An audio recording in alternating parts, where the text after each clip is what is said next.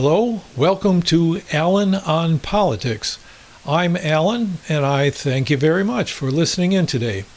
The topic is the mythology of capitalism, and following that, I will present my responses to a couple of comments left by listeners of our previous episode.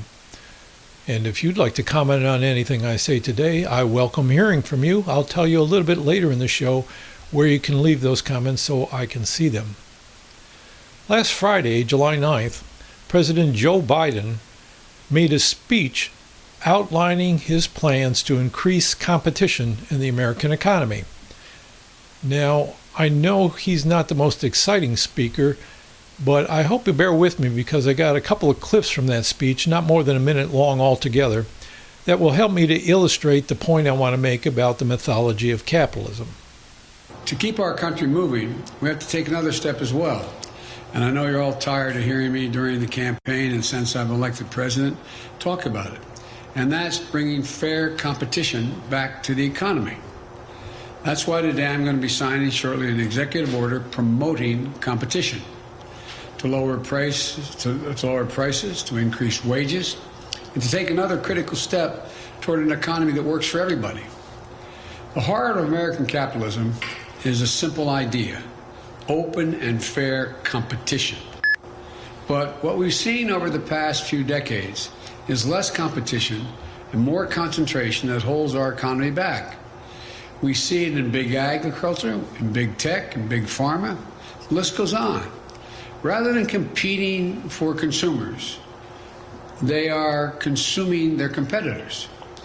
Rather than competing for workers, they're finding ways to gain the upper hand on labor. Let me be very clear. Capitalism without competition isn't capitalism. It's exploitation. Capitalism without competition is not capitalism, it's exploitation. Now that's kind of a rhetorical device, a paradox meant to make a point, right? But I felt like asking President Biden when he said that, where is this force coming from that introduces anti-capitalist activities into our capitalist economy? If it's not capitalism, the capitalist system generating this anti-competitive activity, where's it coming from? Somewhere outside? Like, is China or Russia putting subversive agents on the board of directors of our major corporations? Or maybe it's our progressive wing of the Democratic Party, all those democratic socialists who want to undermine capitalism by making sure that companies try to suppress competition. But if we look at history, we know capitalism has long tended towards consolidating industries and trying to gain monopolies, or at least, duopolies, or three firms that dominate a field. If you look back 150 years to around the time that the national government first passed a law trying to break up monopolies, we can see that dynamic already in motion. Capitalist firms are seeking profits. As such, they try to dominate their competitors. They try to drive them out of the market if possible. Or failing that, they can buy them up, merge with them to create one big company.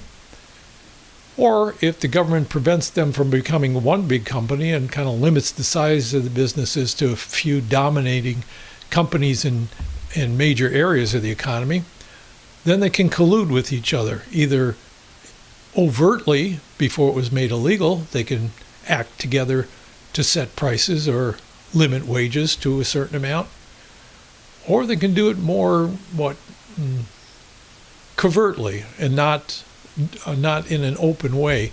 And I'm not talking about secret communications. I'm just talking about they watch each other to see what they do as far as setting prices and wages, and they follow each other.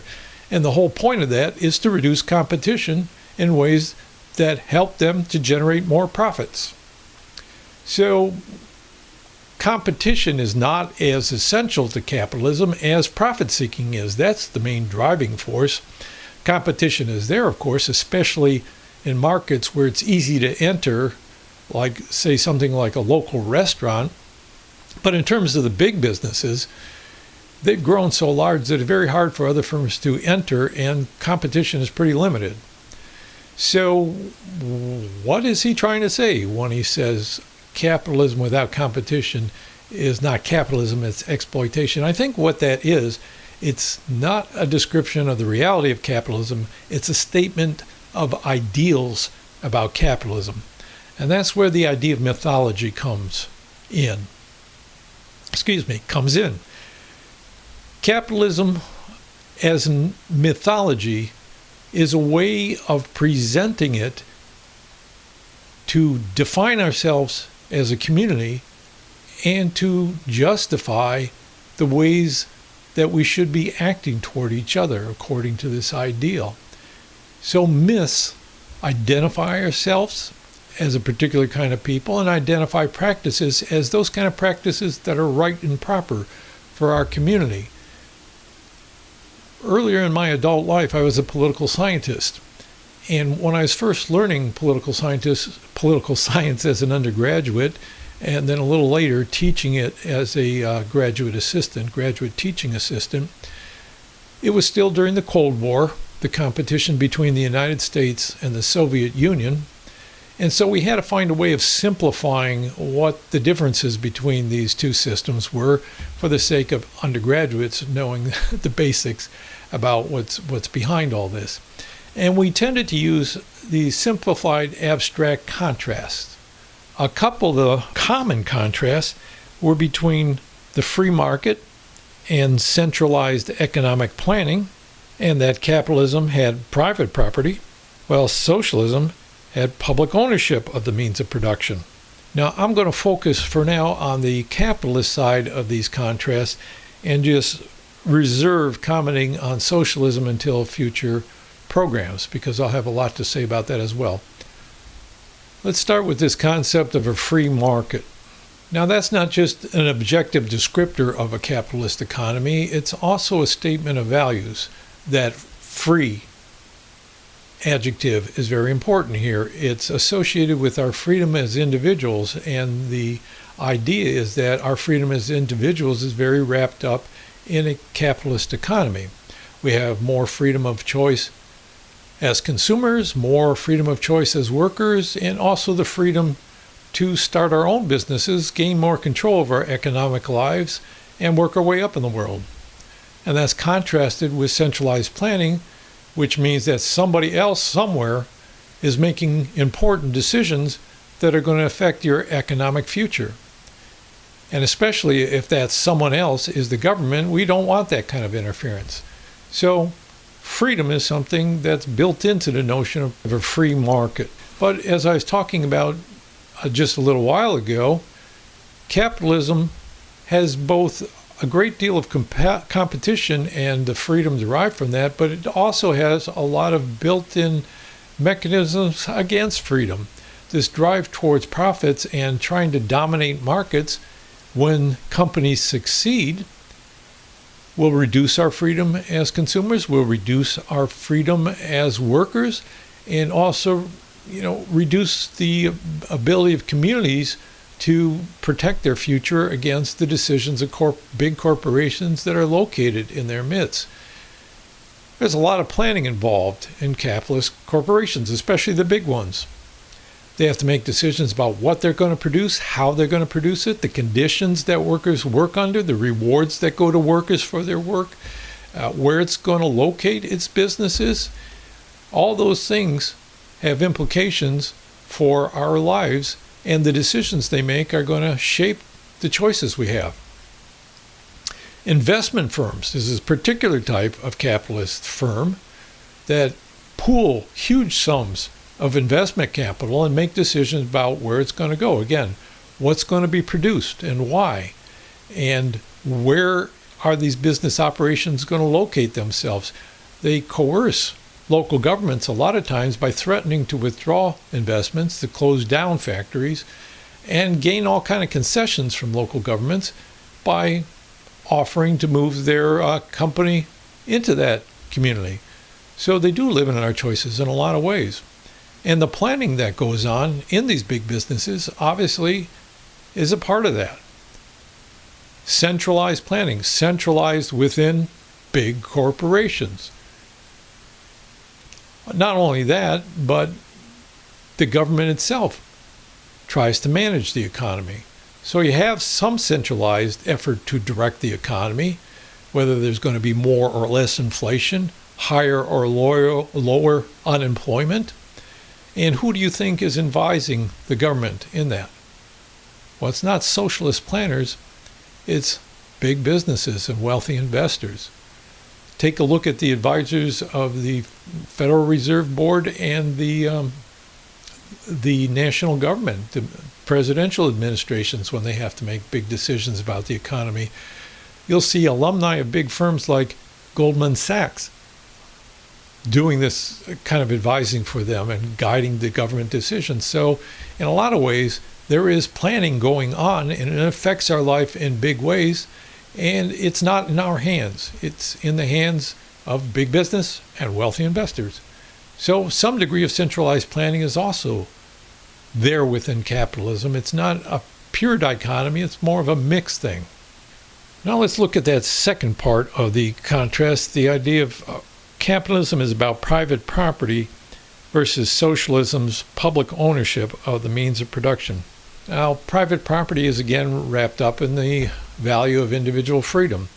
We have a long history of thinking of property as a bulwark against government oppression, going way back, the idea that a man's home is his castle. Of course, back then, a home was more of a farm than just a place to live. And so if you were able to be self-sufficient, farming your own piece of land, you were not beholden to anybody else. You had a lot of freedom and also could stand upright as a citizen, helping make decisions in your government by your vote and by community debates and discussions. So the idea that your private property gives you freedom and keeps government from intruding too far into your life has a long history here. So if private property gives a great deal of freedom and protection from oppression, what happens when most of the property is owned by very few people?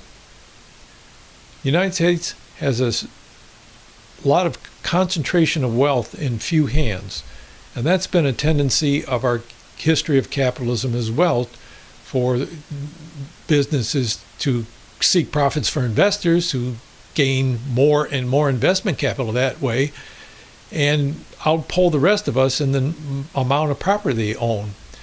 So if the wealthy have more property, that means they have more freedom, right? And if we have comparatively less property than them, we have less freedom. Our property doesn't do us very much good if big business is calling the shots in a number of ways, and particularly if they are dominating or influencing at least the decisions of government. And they can be oppressive in their own decisions, as I indicated earlier. So it's not like private property can work as a way to free us from oppression if property is so highly concentrated in the hands of the few. So these are not statements of fact when you talk about private property or free markets being pieces of capitalism. It's more mythology. It's ways of talking about how the system runs that's meant to help define our group identity. Americans are capitalists. We live in a capitalist country, and as Joe Biden says, we're proud of it. And it also helps guide the way we behave. We value individual freedom. We should compete with each other because that affords us more freedom and more choice. We're against big government, and etc. So this is more ideology, or you might even call it propaganda, than it is objective reality. Reality is much more complex than those simplified pictures.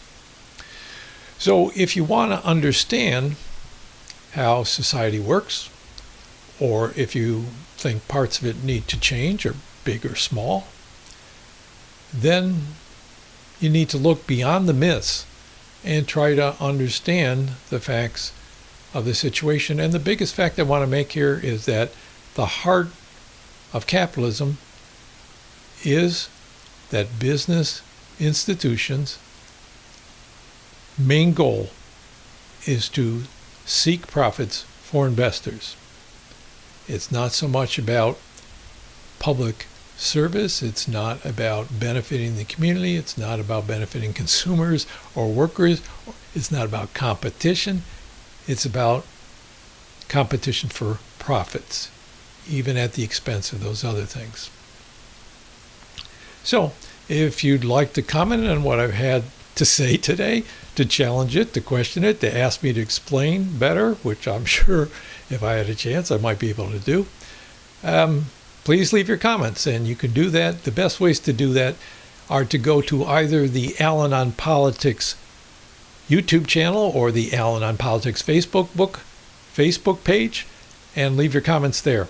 And I really look forward to hearing them. So now let me turn to a couple of questions, or a couple of comments really, from listeners to the previous program, because I do have something I want to say about them, and to some extent they tie in with what I was just talking about.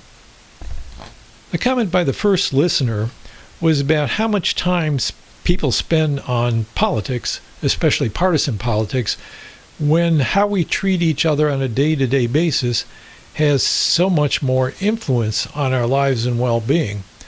That is, what we can do neighbor to neighbor, friend to friend, coworker to coworker has an awful lot of impact on our well-being.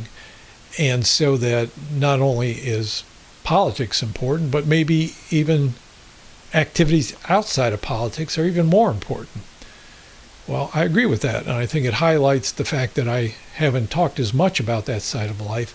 But in talking about mythology, I think I'm getting more towards that the way we think about who we are and how we should behave based on the stories we tell, the myths we have to define ourselves, have a lot to do with the kind of society we create.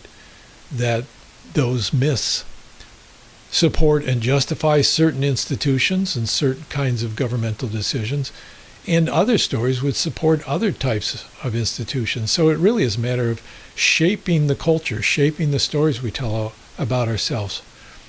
Do we want to think of ourselves as individualists, that somehow pursuing our self-interest is the best way to increase the overall social benefit? Should we be valuing people based on how much money they make, as though that's a measure of their contribution to society? Or should we be valuing each other and how we treat each other day to day?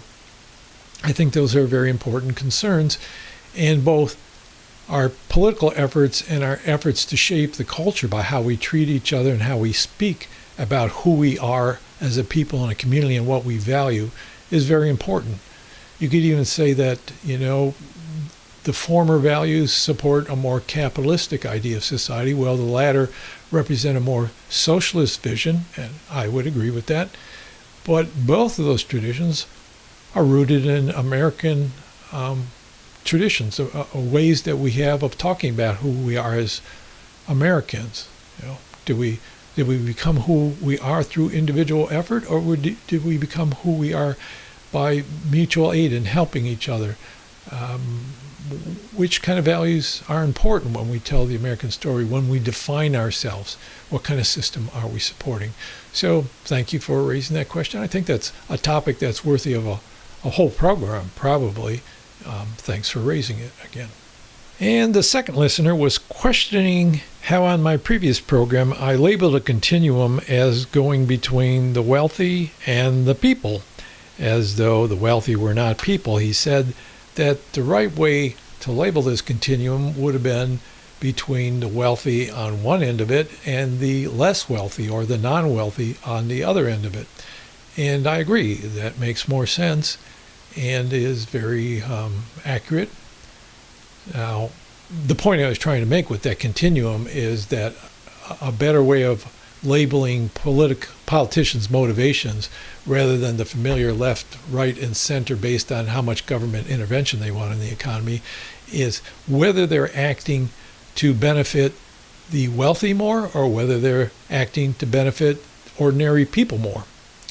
So yeah, wealthy and less wealthy works, but I wrestled with this when I was trying to label the continuum. I didn't want each label to be too big, But what I was concerned about is reinforcing some kind of perception that being in the middle of that continuum, that is the politicians that are trying to help ordinary people but also doing it in a way that doesn't harm the wealthy as much, somehow are acting on the benefit of the broad middle class. That is, if you see on this continuum at one end the very wealthy, the very rich, at the other end is poor, most people are in the middle, right? They're somewhere near the center, according to this way of thinking about it. But that's not so. That's not what I wanted to portray, that, to be on more towards the left end of the spectrum means trying to help the poor necessarily more than everybody else. The Federal Reserve has a lot of statistics on how wealth is distributed in society, and the more recent ones, you see, if you look for it online, you'll see a lot of articles based on these figures. So here's a couple of figures that I came across for recent years. For example, the average wealth of a household in the United States is about $747,000. That is, if you take the total wealth of the United States and divide it by the number of households, each of our families would have about $747,000 in wealth. So with $747,000, I can imagine an older couple or a professional couple that has had time to build equity in a home, save a little bit of money, and have a retirement account with some stocks in it. So that's close to $750,000, solidly middle class, I would think. Not filthy rich, certainly not poor, although many of you may be thinking, well, geez, $747,000, I wish I had that much. But if we think, okay, some people are to the left of that, some people are right to that, they have a little more wealth, a little less wealth, that's got to be somewhere in the middle, right? So the majority of people would cluster somewhere near that. Well, not necessarily. In order to determine the midpoint between those who have less and those who have more, you need the median as a measure. Median household wealth is the point at which one half the households have more than that and one half the households have less than that. And that is $122,000. That's about 16% of the average household wealth. So on that continuum from the non-wealthy to the wealthy, well over half the households are way over to the left end of the spectrum. And a lot of them, of course, have negative net worth. That means that they owe more than they own. So majority of the public has less than the average wealth.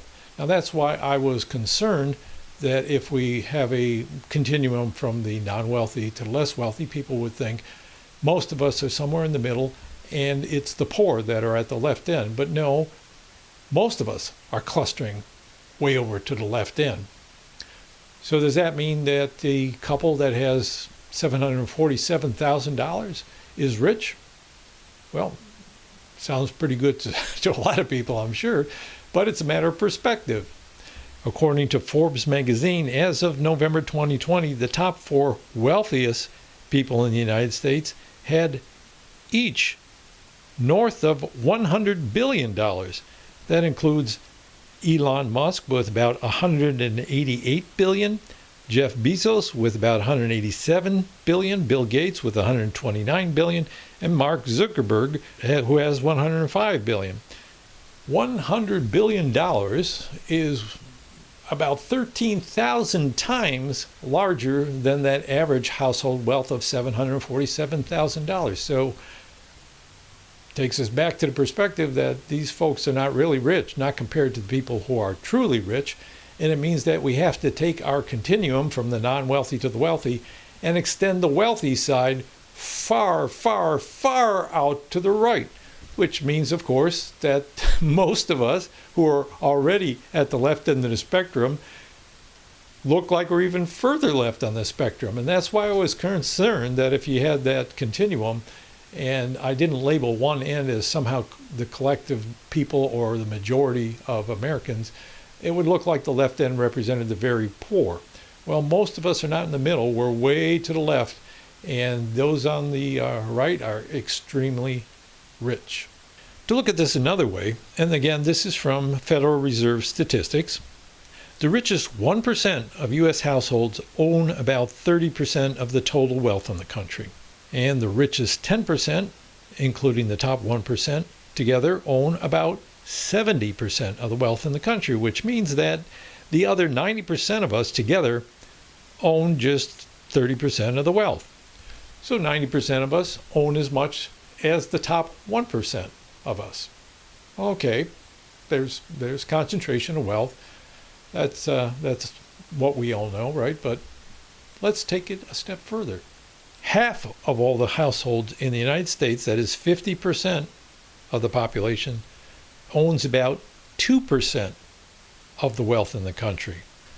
So again, this reinforces my point that if you have a continuum from the non-wealthy to the wealthy, the vast majority of the American public is going to be way over on the left end of that spectrum, not somewhere in the right.